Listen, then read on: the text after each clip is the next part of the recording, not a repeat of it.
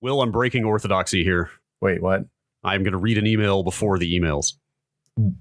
But I haven't told the people don't. Willbot 5000 is breaking down.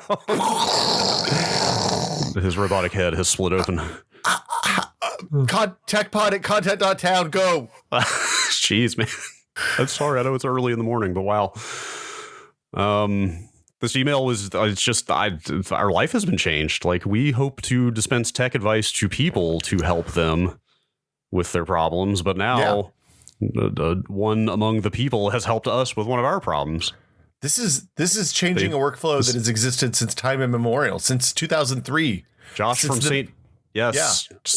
George, Utah has changed everything by introducing us to Gmail tasks. I've always seen that little bar on the right side of Gmail, and I've looked at it. I was like, this is annoying. I wish it wasn't here. And I've never, ever clicked on it. This email has made me realize that I just ignore 90% of the Gmail UI. That's the right answer.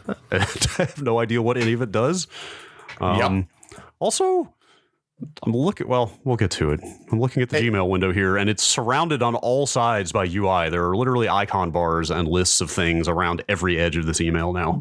There's something on the, I think the thing on the bottom is part of the Hangouts window, which apparently I've been told is going away soon. Oh, but if you use Google Voice, you can keep calling and texting. So you have that going for you. Wait, like the whole video conference thing in general is going away? Hangouts. Look, Google has approximately 75 video and audio calling products right now. So, Hangouts is the least popular. It's dead. We use Google Meet a lot for work, which I think is basically identical to Hangouts, except it has a different name. Nope, that's Meet. That's a completely different product, distinct in every way. Of course, yes, of course. Different quality of product. All right. Okay, so let me just read this real fast. Josh from St. George, Utah. If you click the blue checkmark icon to the right-hand side on the web version of Gmail, it opens tasks. You can then drag emails to the sidebar, and it will create a task with the name of the email that opens the email directly when you click it. This is the crucial part. You can drag those tasks around to sort them. Leave additional notes on each one and mark the task as done to dismiss it from the list while keeping an archive of what you'd answered. We have been searching in vain for the duration of this podcast's life for a way to sort and order emails in Gmail. Yeah. To actually put them in the order we would like to read them before the podcast starts. Look, this has been, I've been using Gmail to answer questions on podcasts since like the Maximum PC No BS podcast started in 2005. Wow. Jeez. 2000, really? That is an early ass podcast. Maybe 2006. I don't know. Dan Morris, who was the editor-in-chief of PC Gamer at the time, was very excited about podcasting, and his enthusiasm was infectious. So at Future, I feel like you guys started around the same time we did. Yeah, I think we were maybe a little bit. 2006, I think, was the Hotspot debut. Maybe it was 2006. I don't know. It was 2005 or 2006. Yes, the heady days of iPods and podcasting. I remember listening to the Hotspot before they were like, he gave us a list of gaming podcasts to listen to and was like, listen to the Hotspot, listen to this thing that the Ziff people are doing. And anyway, this is amazing. Tasks, man. Look, I can imagine how this was created, because it has to be like somebody was sitting there. I was like, man, you know what sucks is everybody uses their email inbox as their task list. I wonder if we can make that better for them. And then here's this amazing thing that I've never even engaged with. Well, let's not get ahead of ourselves. I'm not going to say the UI or experience is amazing. It's transformative. It exists. I like that it has a little about down at the bottom. It says about, and then I can give help or feedback. If I hit about, it says, hey, how to use Google Tasks. Step 1, open Google Tasks. Step 2, create task or list. Step 3, hide or reorder tasks. Nailed it. Tasks, man. Thanks, Josh. Yeah, thanks, Josh. Let's stay on task and do this episode.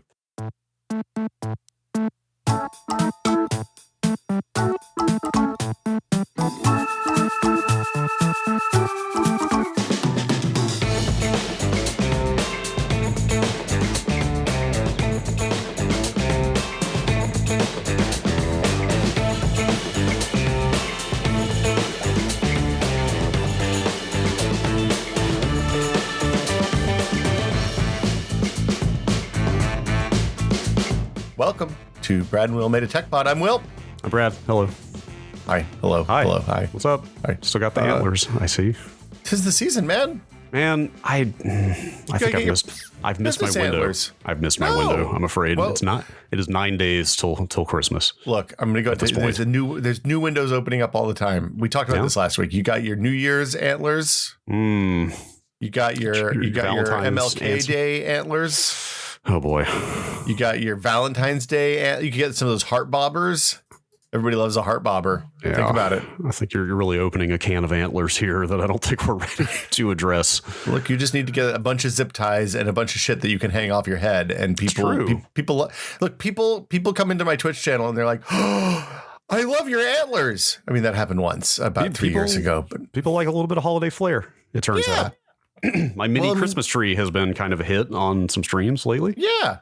Yeah, well, when you're a green screen guy, you don't. Man, that's a good looking tree. Whoa! No, other way. Hang on, you're aiming the wrong way. The window is so small, I can't see. There you go.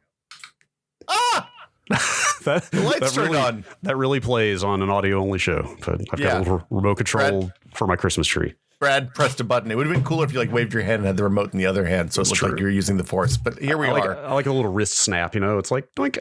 Yeah, anyway, it's like some wand magic or whatever. But yeah, it's when you're a green screen person, you don't have a lot of opportunity to put stuff in the background. Yeah, or you have the opportunity to put everything in the background. Well, I mean, anything you can imagine. During Extra Life, for a certain cash dollar donation level, I let people replace the background behind me. Wow, that is an amazing idea. And let's see. Well, except very risky. I assume you were able to vet what was happening. Okay. Yeah, I filtered. Did anybody try to do anything inappropriate? I mean, remember that Men of Game Dev calendar? Mm-hmm. Okay. Picture it. Dave Lang is behind my head for 1 out of 1/32 of the rotation. I said inappropriate. I mean, he's stupid, sexy Lang. There's nothing wrong with sexy Lang. Yeah. Wow. That's a good creative idea, but I think back on what some of the stuff that has come in with donations in the past for stuff like that. Yeah. Yes, I could see the risk there. I filtered. I reserved the right to reject any submission. Okay, no matter what. To be clear, some bunnies. The bunnies were very cute. To be clear, what I'm talking about is that occasionally people will pay a small donation just to be able to write something horribly inappropriate. And make it appear on a live stream. Some people will do such things. I gotta say, I didn't have any problems with that this year. Like, I've had that in the past. There were a bunch of MAGA things a few years ago, and this year it was just people chill, having a good time watching some video games and raising money for kids. So that was awesome. That's good. And we beat Dave Lang, which is the thing that really matters at the end of the day. That's all that actually matters in life. Yeah. Speaking of, I was on GFB Radio last week. Oh, how did that go? And we talked about stuff. We talked about the Tech Pod a little bit. He wanted some podcasting tips. Okay. It was good. What did you tell him? Tip number 1, don't compete with the Tech Pod. Yeah, I told him we would fucking crush him. That's and we right. would eat his children. And he seemed to take that pretty well, I think. Okay. Yeah. He said he was going to come for me. And I was like, that's really nice of you guys. It'll be nice to see you again, Dave. Yeah, he says things like that. Yeah. Yes. Should we answer some emails that are sent to techpod@content.town, the official email address for sending emails to Brad and Will Made a Tech Pod, the official podcast of us? techpod@content.town? Yes, techpod@content.town, I believe, is the email address. That's the one. We already answered one email. I was going to say, what's our first email, Brad? But I got to ask, what's our second email? Because you're just shattering norms over here today. Thank you to Josh. I know what our next email is because of Josh. I've got it right here at the top of the task.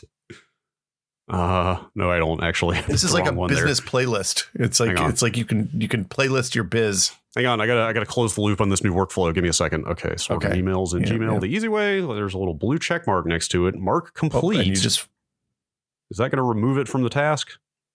Yes, it probably is, because I do need to remember what we talked about to write the description for the episode. But it'll be incompleted down at the bottom, so you can always refer back. It's a task list. Yeah. Look. Wait, where's completed? So look, I'm gonna. You just filter did that. by completed. Shoot. Yep. Wait.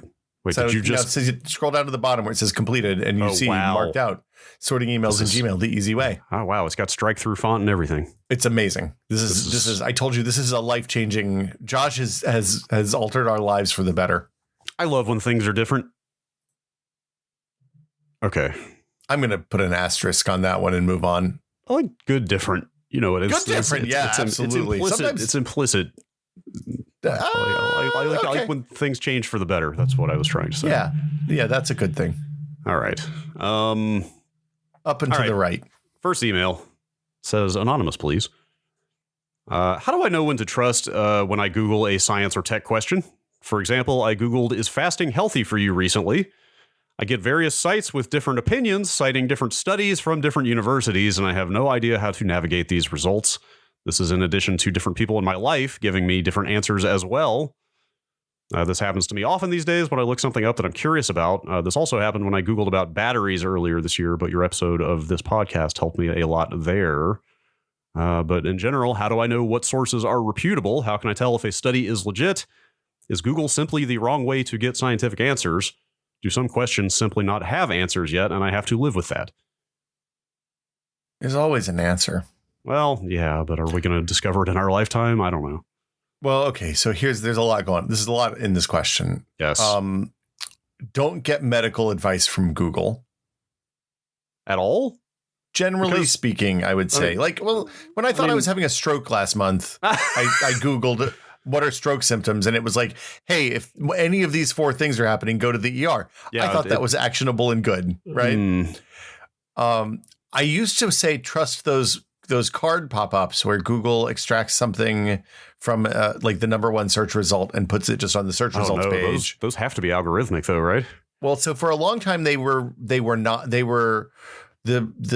scrape was algorithmic, but the sources were vetted, and it seems like the sources are not vetted very well anymore. Okay. Yeah. So like, I can't remember. I was searching for something video game related the other day, and it gave me some real questionable results. So I just look at the source of look at the site that your results come from. So hospitals, like healthcare providers, health insurance providers, even. Okay sources, right? Like Medline, the CDC, the WHO, like actual Mayo government Clinic. Body. Mayo Clinic's a weird one. Have I stepped in it? So here's the thing. I'm afraid anything I say here is going to get angry emails. So I'm treading very lightly. Mayo Clinic seems really good. I've seen some stuff that seems a little sketchy on there. Okay. But it's not like you also know whether the sites you're looking at are written by human sites or like user generated content sites. So for example, anybody can edit Wikipedia. So if you're going to learn about some disease that you just found out you had, Wikipedia is not a great choice, maybe. Yeah. But the links, the sites that the Wikipedia article linked to are probably okay. So like think about just scroll down to the citations and go read the science articles about that. Yeah, that was always a weird thing to me. I mean, this is going back 15 plus years at this point, but that was always weird to me about, for example, like universities saying like, oh, you can't cite Wikipedia in papers. Like, yes, I get why you shouldn't just go to Wikipedia and use their summary. Yeah. But like Wikipedia has always been exactly as good as the sources that are cited, right? So like you can always vet the information by just following the citations and seeing who actually said it, right? The thing about Wikipedia, so now they let kids cite Wikipedia sometimes. Like my daughter can cite, she's 8, so it's maybe different rules, but rigorous academic standards. Well, but like there's no other encyclopedia, right? Like it's not like we have Britannicas anymore. Sure. Everybody just uses Wikipedia. Yeah. So what if there was a print version of Wikipedia? Oh Jesus! What if there was a bound volume set of Wikipedia? Have we talked about this before? Did you understand how expensive encyclopedias were when you were a kid? I mean, they're hundreds of dollars, right? I have some. Well, like the World Book was hundreds of dollars. The Britannica was like $2,000. Wow. Jeez. Yeah. Huh. It was insane. Man, I kind of wish I had like a late edition of the Britannica. Last one was printed like 15 years ago. So really? Oh, that's sad. That's a lot of space. It is a lot of space. So, okay. So look at your sources, look at whether it's user generated or it's edited. If you're looking for product stuff, if you minus shop or store or buy now from the search results, just put a minus and then those phrases, then you'll get rid of all of the crappy kind of, like, for example, I was searching for something this morning and I just kept getting, I searched for, the hell were we talking about right before we started the show? Headphones, velour headphones, something. No, that's I was searching for eGPU enclosures for a question that's coming up. Oh, you're spoiling an email. Sorry, the first 10 or 12 results are all these like, well, one is Amazon, and then others are these websites that I've never heard of before. Yeah. And when you go look at them, they're clearly just like click farms for affiliate links back to Amazon and Newegg. And like, that's not going to be super useful for the most part. I ran into this problem a couple of weeks ago searching for something. I mean, this is way less dire than a health situation, but searching for Ryzen memory compatibility stuff. Yeah, good luck with that. Like finding, especially in that early release window before like the bigger tech sites had done their testing, it was like, who should I trust here? I've never heard of any of these sites. None of them seem to have like tangible YouTube presences. I can't really vet who these, are they just trying to shunt me to like some monetized affiliate transaction? Like, can I actually trust what's being said here? I don't know. So on the pure science stuff, the other way to look at it is to look at the big journals and like the popular science magazines. I was going to say, like, familiarize yourself with like the big mainstream peer reviewed journals and what the kind of format of published articles are in those, because that's about as vetted as it could get, I believe. Well, and I mean, kind of. So like when you're talking about stuff like nature, I'm sure there's some scientists in our community who would probably beg to differ with that. Well, I mean, the thing is that they've all made mistakes, which is what happens. Well, nothing is infallible. I mean, that goes without saying, or it should go without saying. Well, and the point is, as long as like the point isn't don't make mistakes, because everybody does make mistakes. The point is acknowledge your mistakes when you do make them. I mean, correct them. That is the pure iterative scientific process, right? Is to in fact, I mean, again, that's where you might get into like some working people in those fields, saying like, I'm sure some people succumb to dogma there at times and like are stubborn about. I mean, you see that all the time, right? Going back to like theoretical physics through the ages, it's like the kind of people cling to their strongly held beliefs even as new theories come along. Well, but I mean, also look at like the other place to look is stuff like Scientific American is actually like the editors there are good. Look at your good science communicators for science stuff. So Ed Yong and Aaron Biba and publications like Scientific American and even like more mainstream publications like New Yorker and Atlantic and stuff like that are Wired, where they have editorial processes and they presumably have writers and editors who are informed about the topics and are sourcing like their citations are good generally. So look for good citations. Yeah. Also, like on his last question, do some questions simply not have answers yet? Like they're definitely, especially in like nutrition, I feel like a lot of anatomical stuff, you're constantly getting conflicting study results. It's like, fasting does this. No, it doesn't. It does the opposite. Like they're like body, like human body processes seem especially difficult to ascertain like real truth about. There's a lot of things that are in flux. There's and also we don't know like the long-term health benefits or problems that come with things like, high fat, low carb diets. And like, we know the short-term effects, which is that, you burn a lot of calories and you lose a lot of weight, but we don't know what the long-term effects of some of that stuff are, even though now we're, with Atkins, we're ending like 30 or 40 years of people trying that shit. So, the thing I would say is talk to your doctor about medical stuff. If it's about you personally, if it's about science stuff, look at reputable second source publications like Scientific American. Avoid UGC sites like Forbes. Anytime you go to a Forbes.com site and it says contributor there, that's somebody who's either paid or being paid by them, but not being edited to just put. You might as well be looking at Blogspot for that, or Blogger for that. Yeah. One of a person who has children older than mine, when our daughter was born, gave me really good advice, which is don't ever look up kids' sickness stuff on the internet when your kid is sick. Oh God, it's bad enough looking it up for yourself. I can't imagine when it's your child. Well, right. He was like, pick a, like, there's a bazillion different books by hospitals and doctors that are like, here's everything you need to know about keeping your 0 to 2-year-old alive. Right. So what you do is you buy that. We bought the Mayo Clinic version of that. We put it in the house. And whenever the kid was sick, we looked up symptoms there and we used that instead of going down the Google hole. Cause like if something if something serious happens, Google's great. You can find out where the best hospitals to be are, like what kind of experimental treatments and shit are out there, all of that stuff. But if like your kid has the sniffles or a fever or something, then like just use the book. You're good. Yeah. Yes. It's a mess of information out there. It's too much information. Yes. We're monkeys. We were born to live in trees, and we can't cope with every human having access to the entirety of the world's information. Be careful with it. Indeed. Great power, great, whatever, searchability. Yes. Yes. Hang on. Let me just write down the episode title there. Well, I lost track of the email. Oh, here we go. Jacob writes in.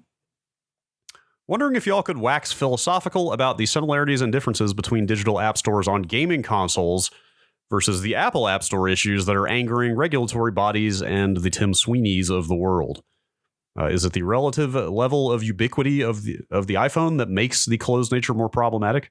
I've wondered this exact same thing as Apple is the target of a bunch of antitrust action in Europe. And there's, again, the Tim Sweeney Epic stuff going on. There's there's all these questions around like their revenue split with developers of apps on the App Store.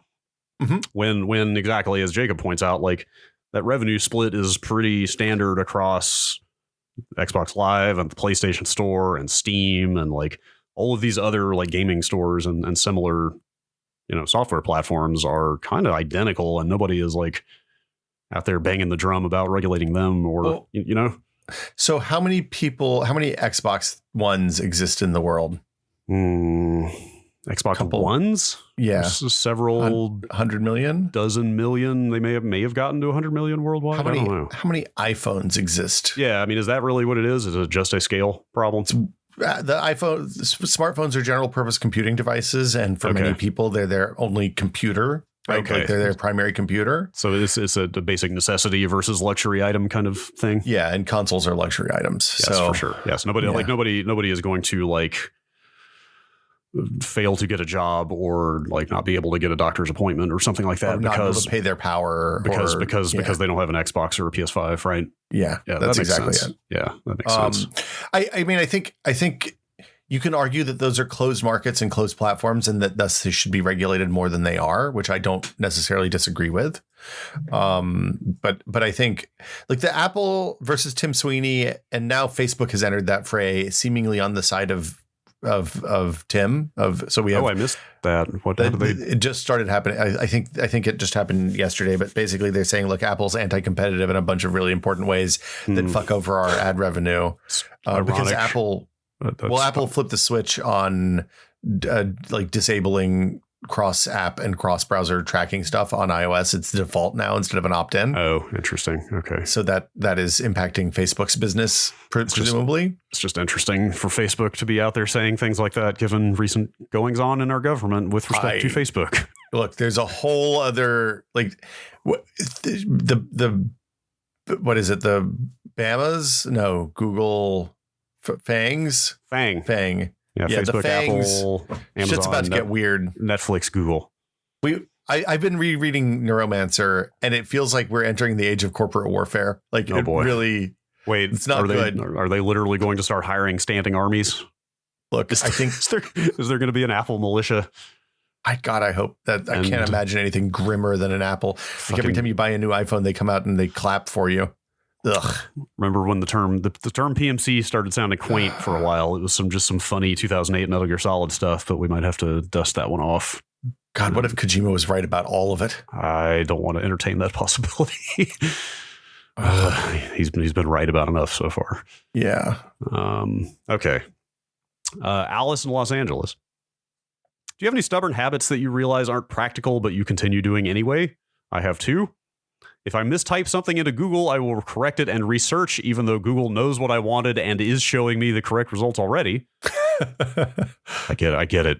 I also will stubbornly try to find articles or blog posts using site navigation, sometimes going back multiple pages in a news section, even though I know searching will be faster.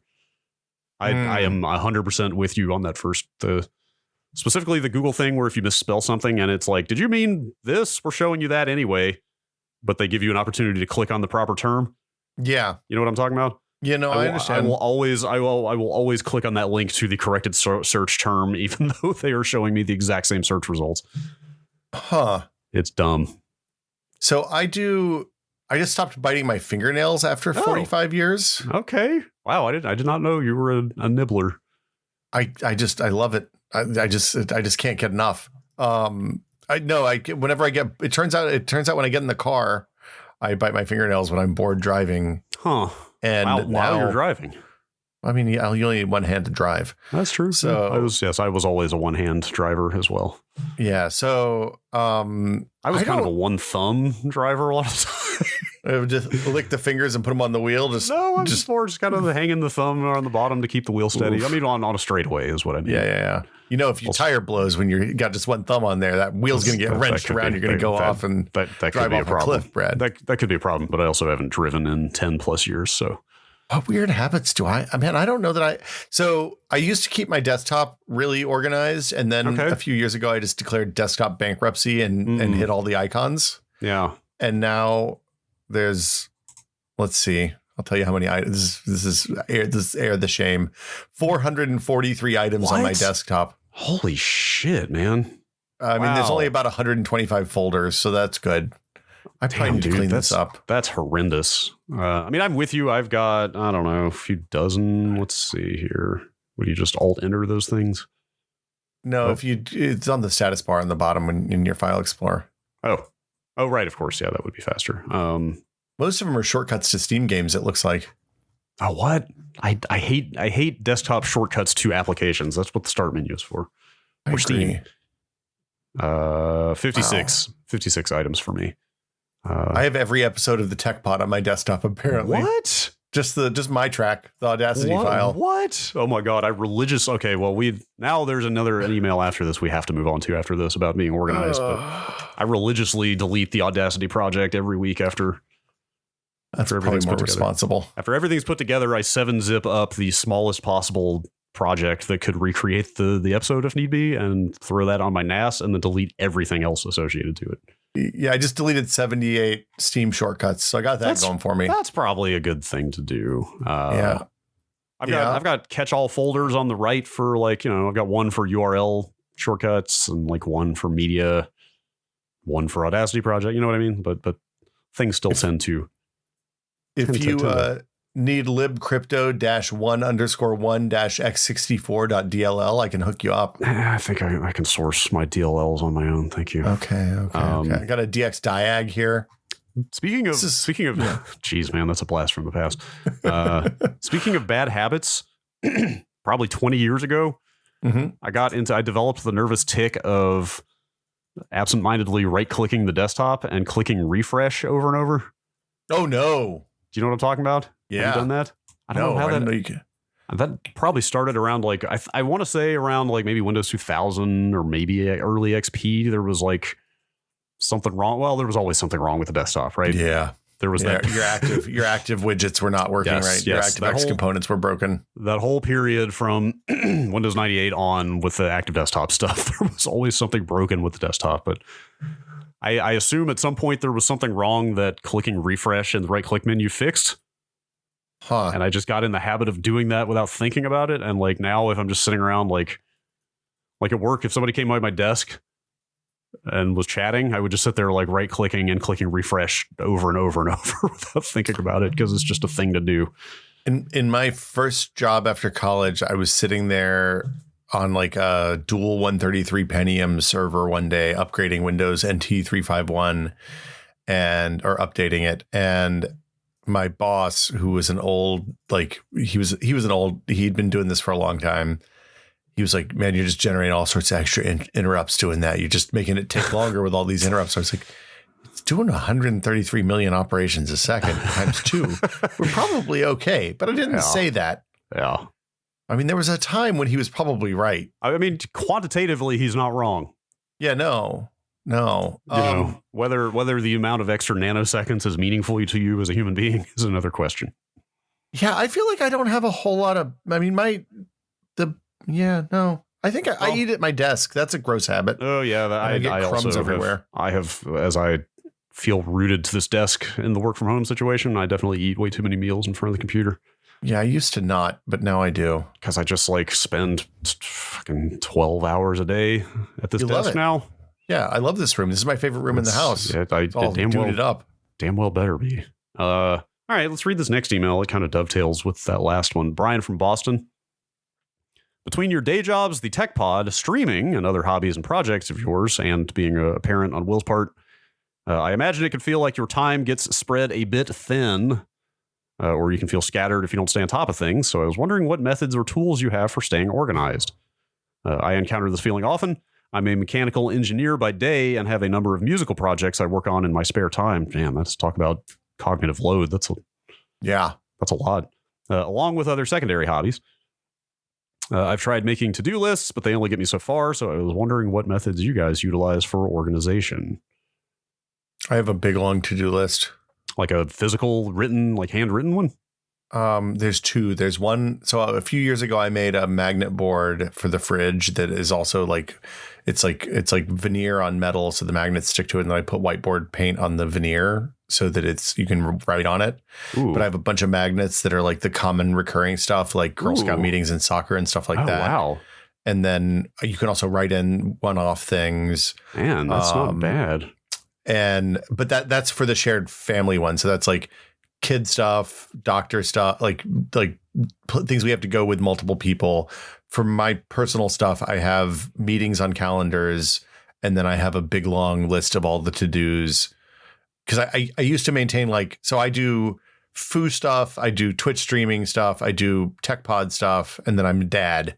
Yeah. And between those four things, I have I used to keep individual to-do lists, and that was a disaster. So keeping everything on one giant list made it much more manageable. Yeah. I like that idea of the physical to-do list, because I feel like if you have to get up and walk to it and look at it, there's this kind of I assume there's maybe a psychological benefit there of like you're already on your feet. You've already made the effort to go seek the list out. So like you kind of have to engage with what's on there and like get on with it. Yeah.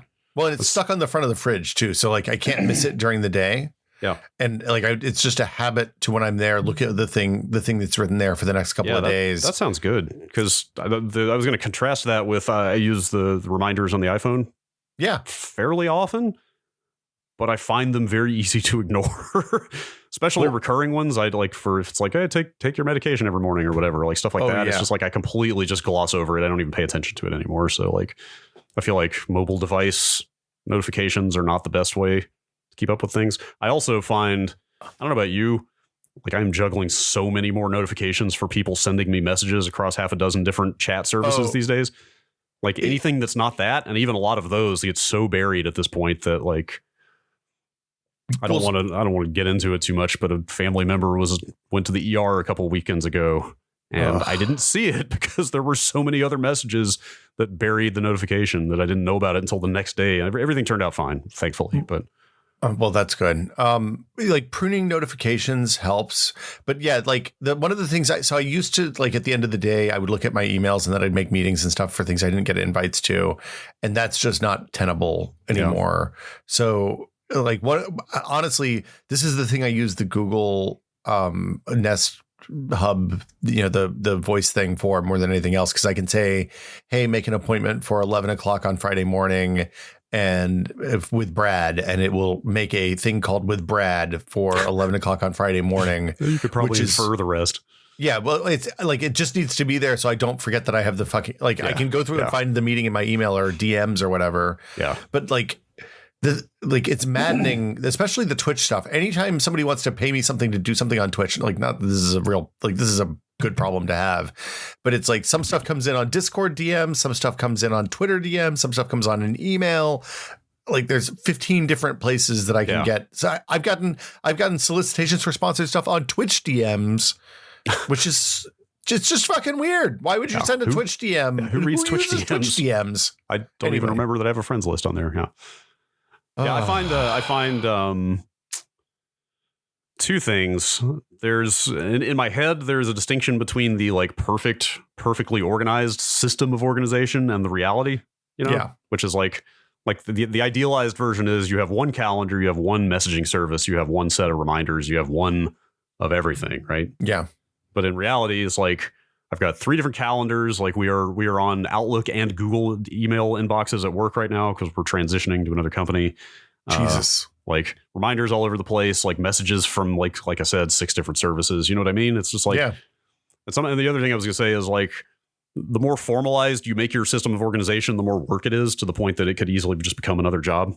I feel like, like the more you work to like consolidate all that stuff into one calendar and one inbox and one whatever, like the more of your time it takes up that you could be doing other stuff. Okay, look, I got an idea. We need to come up with a snappy name for this. Are you going to propose a lifestyle aggregator? Minimum viable task list thing is that, like, this is a deep thought. This is a good thought. This is like some Tim Ferriss bullshit. Hang on. Is this a $1 billion startup idea, or is this a democratized, like, passive house style philosophical idea we're going to put out into the world? Potato. Let's not get ahead of ourselves here. But no, I think the minimum viable task list is the approach that works best for me. Yeah. Just because I tried 79 folders or whatever that one was. I've done I've been through. I did the one where you buy the special books from the publisher and like you have the app that looks like the book and the book writes like none of that shit work. And the more overhead there is for it, the less likely I am to actually use it. So yeah, like do the like I set myself a reminder using the Google Voice thing the other day, and then it took me 14 minutes when I got the reminder on my phone to figure out where the reminders were. The system has failed. Oh, I fucked up. I've done a bad thing here. So yeah, minimum viable task list. I'm in. Imagine being successful and important enough that you can hire somebody else to do all that for you. A friend of mine once upon a time was like, look, here's the thing.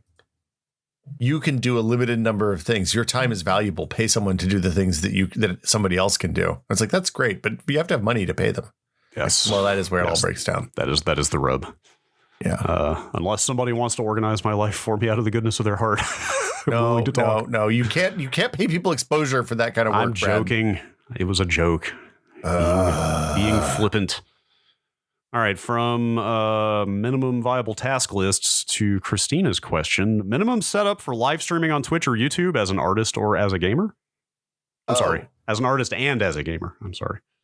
I saw my first response to this, which I think you will challenge, was just point a laptop. Like, yeah, I think that's fine. Like you literally, that is like a technical answer to the question, is like you certainly could literally just use the webcam and the room mic and a laptop. It's hard to point a laptop at like a hand. Yeah, well, I'm not saying it would be a good stream. I'm just saying that like if you in a pinch, if you had to stream something, you could do that.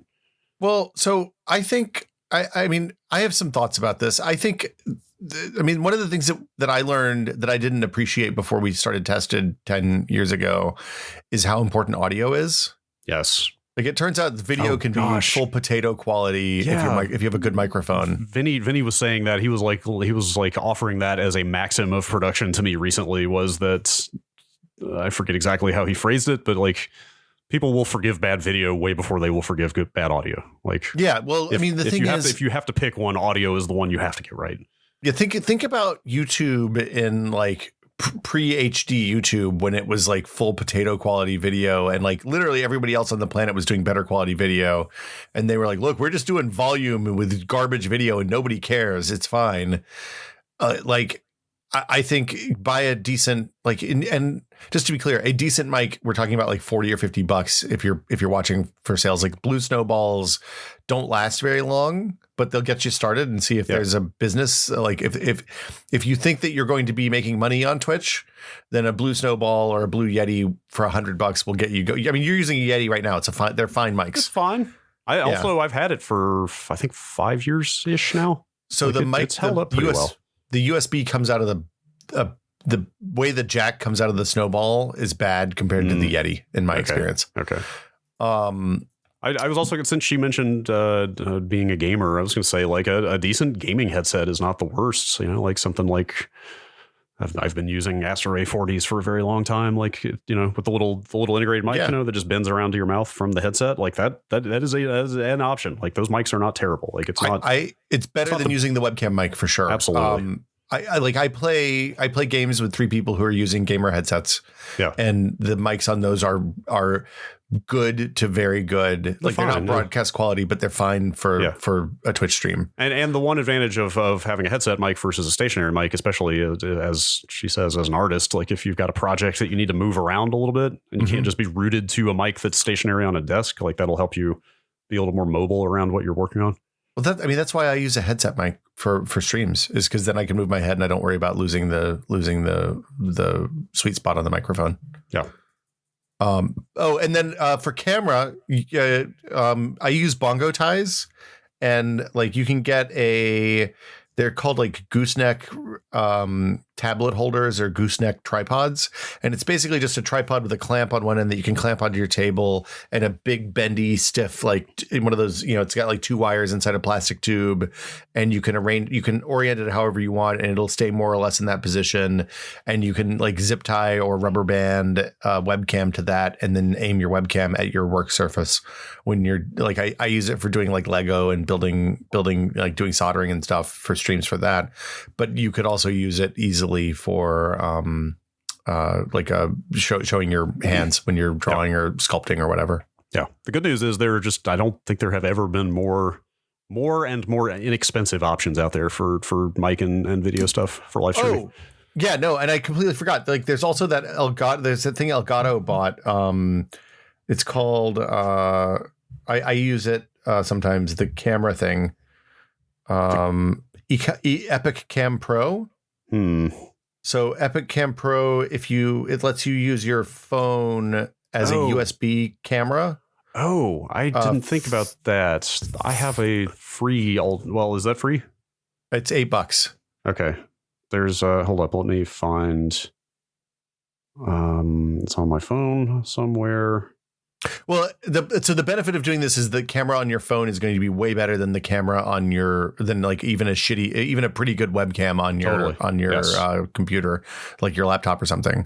So you can also use that for like handhelds, or you can mount that in one of those brackets as well.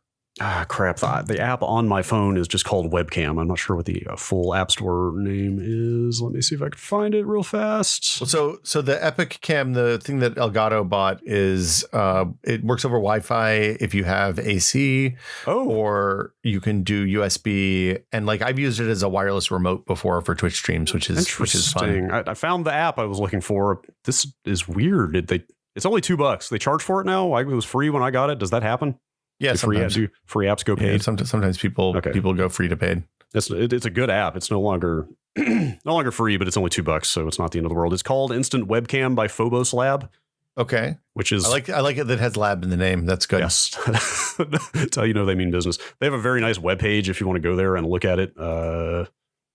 Instant-webcam.com. Okay, like you can. I've used it a ton. It does require a little network knowledge. Because what it's doing is it actually like you open it and it starts recording, or not recording, it starts streaming video, and it just straight up slaps an HTTP link with a network address on there, and you open that in a browser. So you're viewing it in a browser window.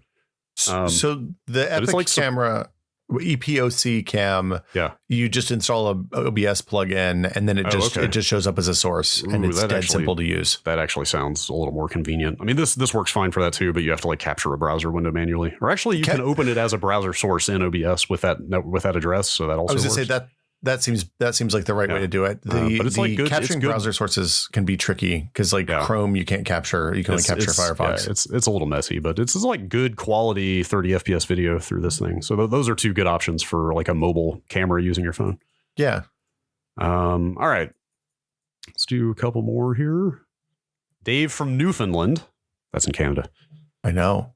I just got a 3070. And I'm wondering what to do with my 970 that I'm replacing besides just selling it. I'm aware okay, next email. I'm aware that external GPUs are sold as a self-contained unit, but I was wondering if there's a way to take my formerly internal 970 and make it an external that I can plug into a laptop. Is there a kit for this, or am I looking at a more technical procedure? There are definitely kits for this. They're not cheap. There's boxes. They're not really kits. So just a kind of a big rugged looking enclosure that you stick your graphics card in. Yeah, they're called eGPU. The thing you're going to search for is eGPU cases. I looked for reviews that are relatively current, and the most recent ones I could find were from the start of 2020 from sites that I recognized. I've used one in the past. Most of them only fit at most a 2-slot card, and they don't work with. Usually they only work with video cards. So like I tried to put a PCI Express capture card in one once, and that it didn't know what to do with it. And it was like, I'm not going to expose you to the main PC. They typically connect over USB 3, whatever the current version is when you buy the enclosure. USB 3? USB-C 3.1, whatever. Okay. It's the PC. It's the one that exposes PCI Express bus across the USB, basically. Like Thunderbolt type stuff. It's basically like the USB version of Thunderbolt. Okay. The performance is fine. It depends on like whether it's going to be useful depends on the laptop you had. So I plugged it into like a 2016 Razer dual core 13-inch laptop, which is basically like their MacBook Pro kind of chassis, but it's got a huge internal, it's got a 1060 GPU inside. So like it's all cooling and it's basically all cooling inside the laptop chassis. There's hardly any battery. The dual core CPU had a hard time driving the real GPU was my experience on that for most stuff I was playing. I think like the problem is that the eGPU containers, because they're a kind of specialty item, are really expensive. So you're looking at like $300 or $400 for the enclosure. And I just don't like, you're probably, if you have like a 1060 in a laptop, which is going to be the laptop that will support an eGPU enclosure, assuming you don't have just integrated in that, you're probably going to get better performance off of the built-in GPU than you will the eGPU. Sounds like a very specialized product for very specialized situations, not just a general purpose. Like, I'm going to get better graphics on my laptop because it's so expensive that what you're getting is probably not worth the money. Yeah, they're more for people. Like the feeling I got is that they're for people who are like plugging into a desk at work and need a bunch of monitors and maybe some 3D stuff. Yeah. But are also need to have a laptop to go out in the field. So it's more of like a docking station plus a GPU than just a GPU enclosure. Right. It's not going to replace a gaming PC, in other words. The one exception is if you're a maniac and are doing VR development for Mac, where your only option is that or a ridiculously overpriced, Mac Pro. Yes. An interesting fact about that, the Razer eGPU case that I was looking at right before this explicitly said, hey, don't try to use an NVIDIA card with a MacBook with this because it won't work. It has to be because they only have AMD compatibility. Yeah, and also like they're there's 2-slot enclosures. Like I have a 3-slot 1080 Ti. And it just doesn't. There's no way it's ever going to go into an eGPU enclosure. So and there's like they're not. It is like I know people who use those to game with a laptop. It is not a great experience. Like even in an old game like PUBG, you have problems getting that thing to run on a laptop at any kind because like what you're doing is creating a bunch of weird bottlenecks where most games don't expect to find bottlenecks and weird stuff happens. So yeah, for minimum $200-$300 for something like that, it just does not seem worth it. And just to be clear, it's $200 or $300 plus the cost of the GPU. So it's not like, well, in this case, he's got the 970. Well, but but like the point is, it's not like it comes with a GPU that's decent for $300, right? Like one would expect. It's a $300 box that you put a $500 GPU into. Yes. Let's see. Should this be our last email? No, we started like 13 minutes in to the recording. Okay. Let's do 2 more. Okay. Oh gosh, I've got like 4 to pick from here. Look, let's. You want to do speed round? Oh boy, I don't know. These are somewhat technical. Evan, I'll be moving to the Triangle in North Carolina for work at the start of January, which means I'll finally be free of Comcast. Congratulations, and will have access to Google Fiber. Up to this point, I've always bought my own modem and router, but fiber is new to me. Is there anything special I should be looking for in a new router, or is Google's default equipment good enough? Are Cat 6 and 6A Ethernet cables fast enough to take full advantage of the speeds offered by fiber internet without introducing any bottlenecks? Are there any unique challenges that come along with fiber internet that I'm not thinking of? As long as you have a router that's fast enough to route gigabit, which Google's stuff certainly will be. They'll give you a router that's fast enough. Also, I think I have to assume pretty much all the consumer grade routers on the market can do gigabit just fine these days. I don't think that's true. That may not be true, actually. Like, you might want to look at like what is it, Small Net Builder? Is that the kind of, I think that's like the de facto router review site that everybody uses. They will have pretty good information on like router throughput speed tests if you really want to buy your own stuff. Yeah, I would. So my recommendation is to start with what they give you. My guess is that they give you the Google Home Wi-Fi router, or the Google Wi-Fi routers, which are pretty good. The mesh network dubers. Yeah. Like it's Cat 6 is fine. Yes. You'll be great. You want to get good switches? 1 gigabit, yeah, absolutely. But like a good switch is $20 now. You know, think about the number of ports you need. Yeah. And plug them in from there. If you're going to do Wi-Fi, you're going to want the fastest Wi-Fi you can get. But like, look at the number of antennas, not necessarily the number of antennas that you have on both ends. The mobile ends and the router end are more important than the spec at this point, because AC and AX, or Wi-Fi 5 and Wi-Fi 6, basically the same performance. Assuming you're not someplace that's super congested.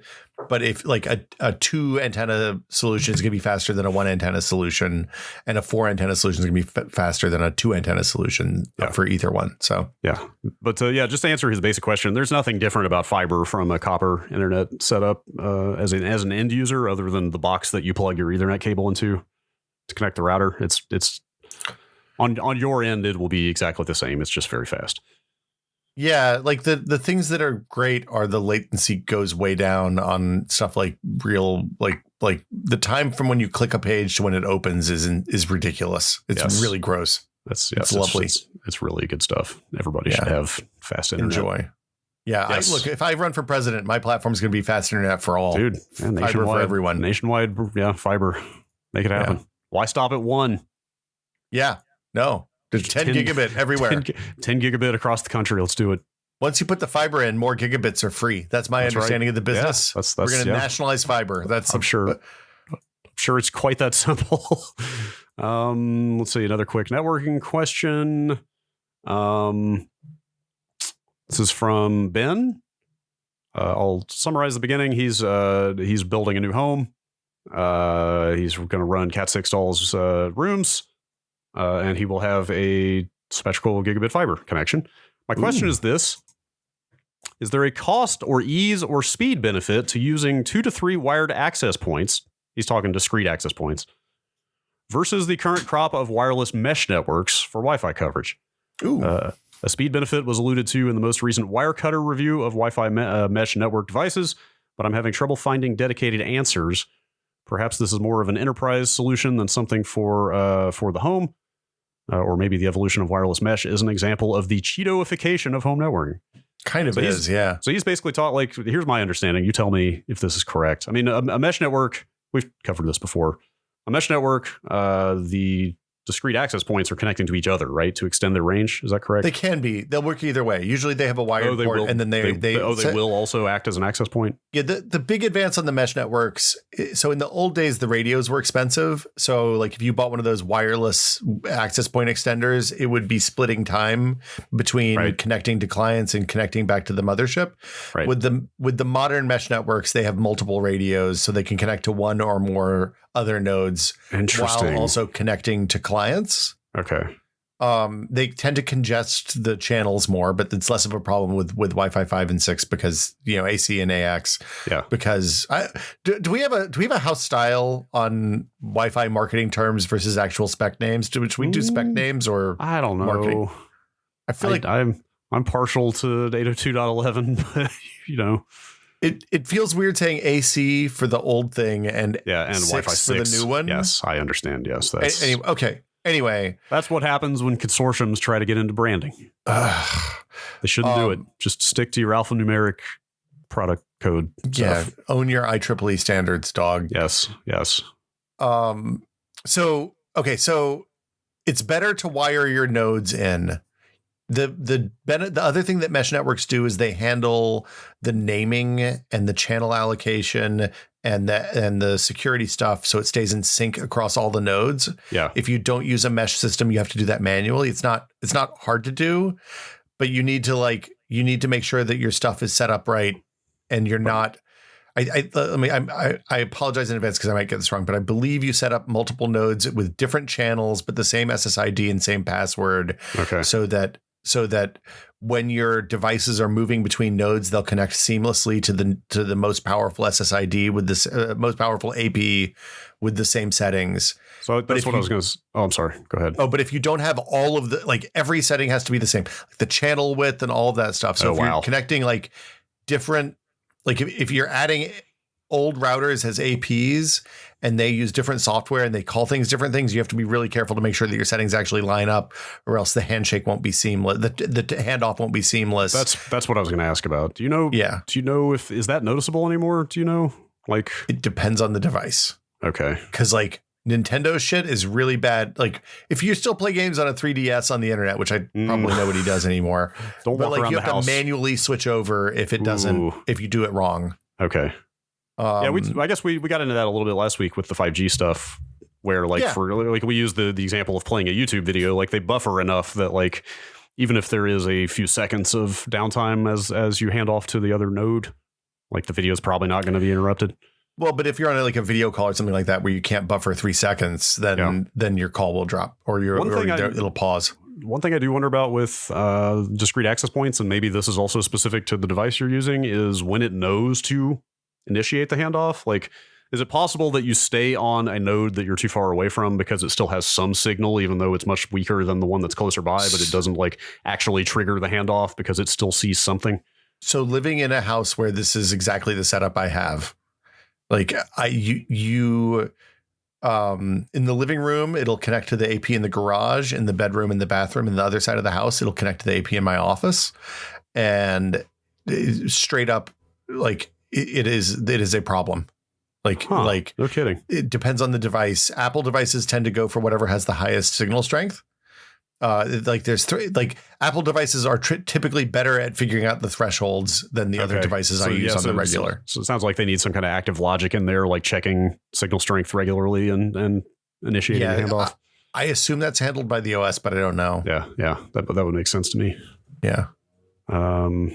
In fairness, I don't use a lot of Android device. Like mostly what we use on mobile here are switches and Apple devices. Yeah. When I think about it, there's not a whole lot else on Wi-Fi. Do you have like a one word recommendation for him? I've just got the one access point here, so I don't have experience with this. Would you tell him to go mesh or? So I mean, I think look, you're at the choose your own adventure stage right now, right? You can choose going mesh and getting an Eero or an Orbi or a Google Home. And like you can totally you don't have to use the radio to radio stuff. You can just plug the Ethernet in to those meshes and they work great to those mesh nodes. It's what my dad does at their house. Like they have wired Ethernet to some spots, and then the mesh provides a bubble around the endpoint for that Ethernet terminus, which is great. You can also go get like a Ubiquiti standalone edge router plus AP system, which is going to be a little bit more expensive, but in the future, when the Wi-Fi standards change, you can upgrade the Wi-Fi standards without replacing your router, which is really nice. I love that. That is my favorite thing about that setup for sure. Yeah. And like there's a Ubiquiti mesh product now too. So it'll sync all the settings and handle all the nonsense for you. So you don't have to figure it out. Plus there's a bunch of good guides on how to do that with the just standard APs. Yes. A lot of options out there. Yeah. All right. Last email from John. Want to start off by saying I'm a huge fan of the show, but this week you called a beanie a toboggan, and as one of the snow people known around the world as a Canadian, I felt that I have a certain expertise in this subject. A toboggan is another name for a sled. Typically, these are the ones made out of thin strips of wood banded together and then rolled back on the front and held in place with cord. I believe that the word you are looking for is toque. I think there are plenty of different spellings, but that's how we spell it here in the Great White North. John, I have to tell you, this is something that we as Southern transplants have been dealing with for most of our lives. I didn't realize this was a problem until last week. Wait, really? You didn't know? I don't think so. Maybe. You've I don't know. never encountered this? I don't wear a lot of toboggans. I also wear a lot of toboggans. I wear a dock worker's cap, which is like a toboggan, but I feel like the toboggan has to have the poof on top. In the southern parlance. I looked this up earlier, and one of the sources I found said that a toboggan has to be a knit hat. Yes. So to back up a little bit, this seems to be an extremely regional southern thing to call that my mom's English, and she called it a toboggan. Really? Yeah. Huh. She could have picked it. She lived in the South for 20 years before I was born. Do you think? I wonder if it's maybe some kind of like Scots-Irish descended sort of cultural quirk or something. Maybe I don't know. There was a New York Times. There was a New York Times article about this kind of stuff for years. You know, the thing where you type in what you call different things, and then it tells you where you're from. Yes, down to the county level. And I was like, oh shit. Yes, in the southeastern part of the United States, that kind of hat is commonly referred to as a toboggan. The language is in flux. Literally all I ever heard it referred to as for the first 20-ish years of my life. I reckon if you called it a toque when I was a kid, you would have gotten the shit beaten out of you. Yes, that would not have gone well for you. Or a beanie, for that matter. A beanie, as I understood it, a beanie has a propeller on it. A propeller on the top, yeah, exactly. A beanie, if it doesn't have a propeller, it's not a beanie. That was my understanding as a child. A beanie is what you wear if you are pledging a fraternity in the 60s, is my understanding. Yes, there you go. I also frequently think back to the classic Calvin and Hobbes storyline in which he saved cereal box tops or whatever it was to get the beanie in the mail. Yeah. Because it had a propeller on it, because he was convinced that it would help him, it would let him fly. I mean, it worked, right? It didn't. It was a harsh lesson. A harsh lesson was learned. I've never ridden on the kind of sled that was described by John as a toboggan. I don't think I have either. We only had enough snow, like maybe twice in my childhood, to use the kind of sled that has runners instead of like a big plastic sheet. Snow was a very infrequent, like, magical occurrence in that part of the world. We would have, like, we were a couple of historic blizzards in my childhood time frame, but not like the foot plus of snow was like maybe twice a winter or something like that. Yeah, like it was exciting. It was a snow day. Snow days were always. We built an igloo once. Wow, that's impressive. You know, Dad hooked the yard box up to the tractor and just dragged about a half an acre worth of snow into one big pile. And then we all stomped it down and hollowed it out. And it stayed up for a long time. It was like having a clubhouse in the front yard. It was awesome. Really muddy inside, it turned out, after a while. Yeah, that part of the world, that part of the country, snow was infrequent enough that when it happened, it was both exciting, and the municipal infrastructure was so inequipped to handle it that everything shut down. No school, no driving anywhere, no nothing if there was like 6 inches of snow on the ground, because nobody could deal with it. Hold on. Did one of your parents have the instinct that as soon as it stopped snowing, they were like, I got to go out and see how bad it is? And they'd get in the car? Because that was my dad's move every time. Oh, wow. No, not quite. That's some real... That's some real like Clark Griswold, like Christmas Story, like cantankerous old dad type shit. It was some real dad vibes. Like we would load up in the car, just me and him usually, in the 4-wheel drive, like the farm pickup truck, the one that was mostly, we did not have farm use tags on it, but we could have. And we would pop it into 4-wheel and go out and drive around and see how bad the roads were after he saw the plow go by the first time. And only had to pull it out of the ditch once, so that was pretty good. Okay, that's a good track record. Yeah, that's okay. Yeah. Yes. Yes. I think that's a lot of emails. We got through almost everybody this week. That's true. This task has really proved its worth. I know. I'm pretty excited about this new paradigm. Is this a paradigm shift? I feel like something shifted. Can we get can we have a TED talk about how this has changed our lives? I would like to talk about a tertiary product attached to Google Mail that has changed my life. Actually, I feel like they're going to reject that one. Yes. I don't know. Well, also, you can't do a TED talk about a Gmail feature because it will cease to exist in 6 months. Oh, no. We just started using this. They can't take it away. That's exactly how they get you. Don't inbox us, bro. What is that? God, there is a website. You know, the whole subgenre of websites that is just a pithy domain. Like, you mean single-use websites? Has so-and-so happened yet? And it's just a big fat yes or no kind of thing. Yeah, is Trump still president? Yeah, stuff like that. There's one of those for Google products that have been killed off, and I can't remember what it is. It's going to kill me if I can't think of it right now. Products that have been killed off. Let's see if I can find it.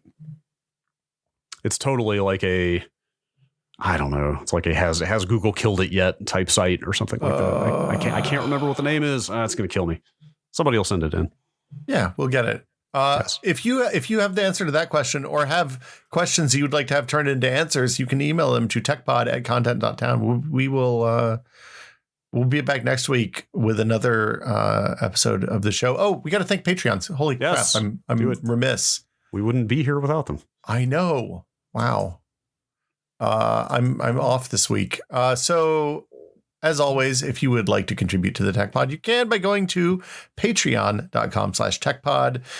For $2 a month, you can get access to the fabulous Tech Pod Discord, which is full of wonderful, wonderful nerds who talk about all sorts of interesting things we're doing. I don't want to say who it is, but this month we're doing a new thing for the patron exclusive episode where we're interviewing a noteworthy patron, I think is probably a safe way to say what they do. Someone in a very interesting line of work. Yeah. I know we can't say what they do, but if you're in the Discord, you can look around and there's a pinned topic. I'm very excited about that conversation. Me too. We're doing it tomorrow. So as always, I want to make sure we thank our executive producer level patrons, Jacob Chappell, Andrew Cotton, David Allen, and James Kamek. Thank you all so much for supporting the show. And thanks everyone who supports the Patreon, whether you're at the $2 tier or whatever, we appreciate it. And if you don't, if you can't support the Patreon, we get it. We understand it's a weird time right now. So tell your friends about the show. Yeah. Tell your nerd peeps. Yeah. Thank you to everybody who supports us and everybody who listens. It remains gratifying and baffling. That anyone would, but thank you so much. We say this a lot, but like I love getting up in the morning and ducking into one of the like two main channels. There's two main channels in the Discord that get a lot of traffic. And then there's a bunch of sub channels that also get a lot of traffic now. Yeah. But general in this week's episode, there's always a good conversation happening in one of those. People this morning were like, I get up and I feel like I spend the morning reading the catching up on the Discord, and so everybody else was like, oh no, don't do that, just dip in. Imagine like there's a good conversation happening at the end of your hallway and you could just duck in anytime you want to learn something interesting or weird, and it's all in there. I was talking about Ted Lasso in movies and television this week. Ted Lasso's pretty good, Brad. Yeah, he's a mustache. I don't know who or what that is, but Ted Lasso is a TV show. It's about an American football coach who goes to the UK to coach a English football team. Sorry, I don't have time to keep up with your TV and pop culture. I'm too busy over here reading one of the physicists on our Discord talking about the propagation of light through fiber. If you're multiplexing different wavelengths to increase bandwidth and throughput, dispersion becomes more and more of a problem. That's one of the takeaways from that conversation. There you go. I mean, I love that there are people who have actual physics backgrounds talking about how fiber works in a mathematical sense. There was a conversation the other day about the difference between the relationship between frequency and bandwidth on a channel. And how like VHF and UHF TV channels had different bandwidth slices allocated to them. I have to look that up. That sounds like that sounds like it came out of the 5G episode, as did this fiber conversation. Actually, it did. Because the way this fiber thing started was people talking about the speed of light through materials. Because the speed of light is actually only the speed of light in a vacuum. Yeah, it's a lot slower in water. That's why water refracts. Totally. So they were actually getting into like very quantitative breakdowns of how different materials affect the speed of light, which is pretty awesome. And that's how the fiber thing started. Well, whoever explained the VHF UHF thing explained it in like it turns out using concrete real world examples of things makes them much easier to understand than making them theoretical. So, I just knew that the Chonk on the old manual TV we had when I was a kid was rotating through 10 megahertz of spectrum. So that classic Chonk. Imagine if your TV had like a smooth dial, so you could dial that in perfectly rather than like a radio. Like a radio. Like why did it not have that? Why didn't it have Chonk? I guess it had chunks because it was like honing in once you got. I don't know. I guess so. Radio engineers, let us know next week. Yeah, we should find one. Get them on here. Yeah, thanks for listening, everybody. We'll be back next week with more Tech Pod. Have a wonderful holiday season. Stay safe and wear a mask out there, folks. We'll see y'all next week.